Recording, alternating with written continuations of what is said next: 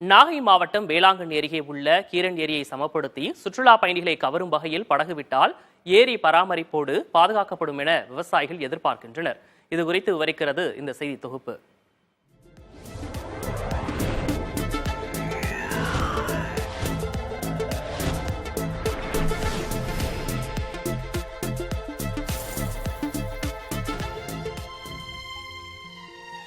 நாகை மாவட்டம் திருப்பூண்டி காமேஸ்வரத்தில் உள்ள கீரன் ஏரி மூலம் 50 ஆண்டுகளுக்கு முன்பு வரை கிழக்கு பகுதியிலிருந்து மேற்கு பகுதியில் பாய்ந்து 1500 ஏக்கர் விவசாய நிலங்கள் பயன்பெற்று வந்தன.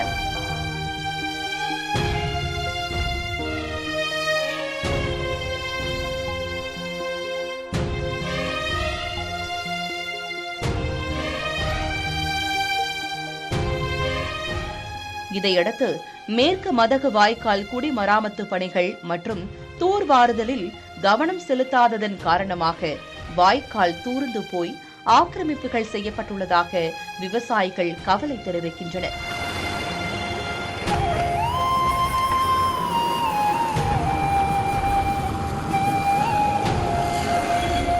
இந்நிலையில் மேற்கு வாய்க்கால் தூர்வாராததால் வாய்க்காலை ஆக்கிரமிப்பு செய்யப்பட்டு ஒரு போகம் சாகுபடி செய்யக்கூடிய நிலை ஏற்பட்டுள்ளது.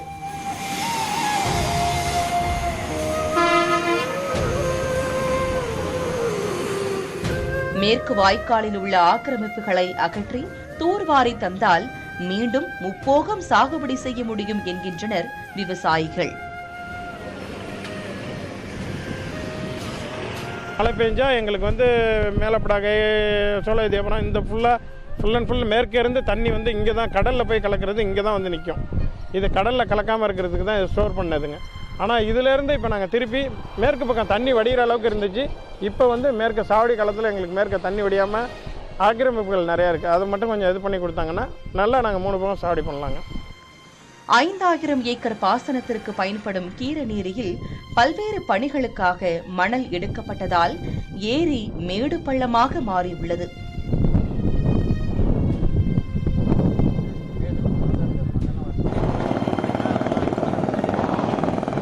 ஏரியில் மணல் எடுத்த காரணத்தால் பள்ளமாக உள்ள பகுதிகளில் உப்பு நீர் மாறி வருவதால் விவசாயத்திற்கு பயன்படுத்த முடியாத நிலை ஏற்பட்டு வருகிறது.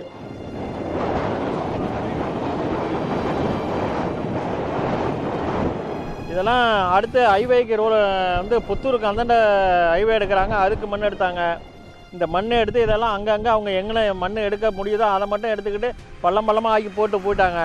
இதை எங்களுக்கெல்லாம் சீரமைச்சு எங்களுக்கு இந்த பாசன வசதி எங்களுக்கு நல்லது செஞ்சு கொடுத்தீங்கன்னா தேவலாம், இல்லைனா ஊருக்குள்ளே எல்லாருக்கும் உப்பு தண்ணி தான் கிடைக்கும். ஏரியை சுற்றி மரங்களை நடணும். அப்போ தான் அந்த கரை சரியாமல் இருக்கும். அது மட்டும் இல்லாமல் இங்கே வெளிநாட்டு பறவைகள்லாம் நிறையா வருது. அதனால் சுற்றுலா பயணிகள் நிறையா பார்க்கக்கூடிய இடமா இருக்குது. ஏன்னா இந்த பருவ காலமாக இருக்கிறதுனால பல வண்ண பறவைகள் வெளிநாட்டிலேருந்து வருது. ஏரி முழுவதும் கோரைப்புல் அதிக அளவில் வளர்ந்து காணப்படுகிறது.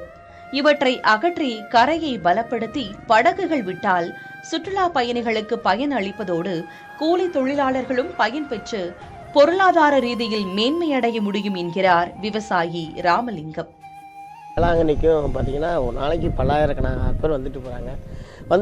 அப்படியே வேதாரண்யம் சைடு உப்பு சத்தியாகிரக தூணு பறவைகள் சரணாலயம் இதெல்லாம் போய் பார்க்கறதுக்காக போகிறாங்க. போகிற வழியில் இந்த கீரனூர் ஏரி, இந்த ஏரி இருக்குது. இந்த ஏரியை பார்த்து ரசிக்கிறாங்க. நல்லா அழகாக இருக்குது பார்க்குறதுக்கு.